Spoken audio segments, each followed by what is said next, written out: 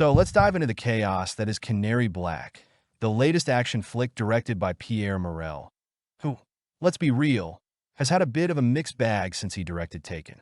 With a title like that, you might think we're in for a wild ride full of intrigue and danger. And while I'll admit that there's a good amount of action, it's as if the film couldn't quite decide whether it wanted to be an adrenaline-fueled roller coaster or a leisurely Sunday drive. Spoiler alert, it ended up being more of a scenic route with a few potholes along the way. First off, we have Kate Beckinsale playing the role of CIA agent Avery Graves. Now, I've always liked Beckinsale. She has that badass vibe that makes you believe she can take down a small army with a toothpick. But in this film, she feels like she's trying to rescue a script that isn't quite there. Avery's character is embroiled in a plot that starts off with a bang. She's blackmailed by terrorists after they kidnap her husband, played by Rupert Friend. You can almost hear the dramatic music swell as she's forced to retrieve this elusive digital program called Canary Black, which, in a twist of fate, turns out to be a top-secret file of blackmail material on government personnel. You know, typical Tuesday for a CIA agent. The problem is, despite the high stakes, the film takes a while to kick into gear. We start off with this intense scene in Tokyo, where Avery fights off bad guys in what can only be described as a wig that could double as a bird's nest. Seriously, who thought that was a good idea? I had a hard time focusing on the action when I kept thinking, what's going on with that hair? But once you get past the initial shock of her questionable fashion choice, we're thrown into the plot that feels like it's been borrowed from a series of other spy films.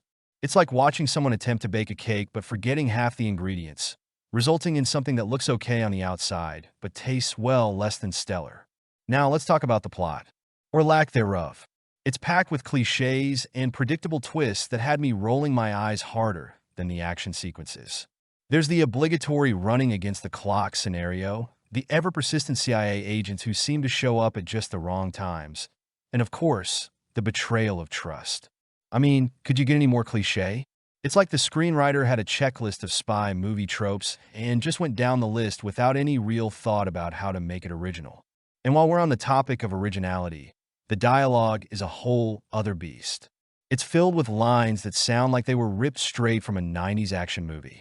At times, it felt like they were trying to channel the spirit of Die Hard, but ended up with a watered-down version that fell flat. I found myself laughing at moments that were clearly meant to be serious. For instance, when Avery faces off against a group of armed thugs, the banter is so forced that I half expected them to start exchanging dad jokes. Hey, what's the difference between a CIA agent and a bad joke? One's hard to get away from. The other's just plain terrible. Okay, I made that up, but you get my drift. Now we should talk about the action scenes. Oh boy, there's a car chase that feels like it was choreographed by someone who just discovered action movies yesterday. The editing is so frantic and disjointed that I struggled to follow what was happening half the time. You know that feeling when you're at an amusement park and the roller coaster jerks you around so much that you're not even sure if you enjoyed the ride? That's how I felt during the action sequences in Canary Black. It's all too chaotic to really get a grasp on what's happening. And when you can't follow the action, it loses its punch.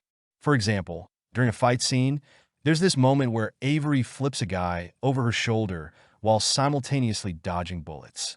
I mean, come on. I'm all for suspending disbelief in action films, but there's a line.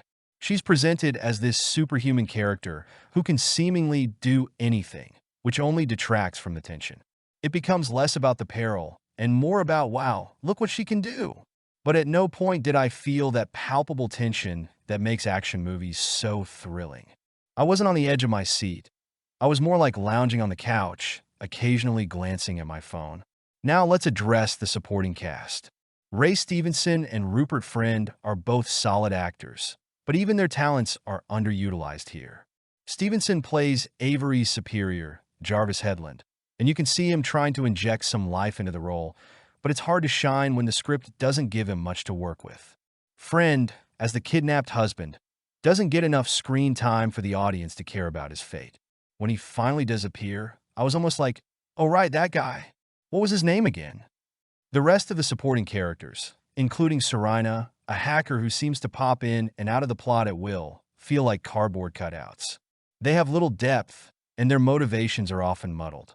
I'd like to think that a good action movie can stand on the strength of its characters, But in this case, it's like the characters are all waiting in line for a ride that never quite starts.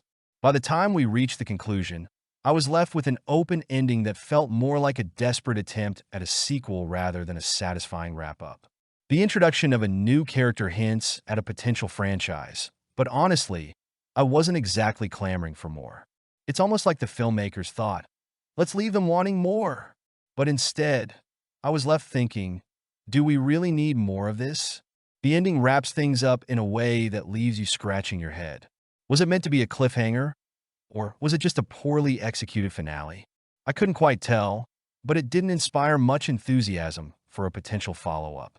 In conclusion, Canary Black is a movie that I really wanted to love. I mean, Kate Beckinsale is a badass CIA agent. Sign me up. Unfortunately, it ends up being a mediocre experience.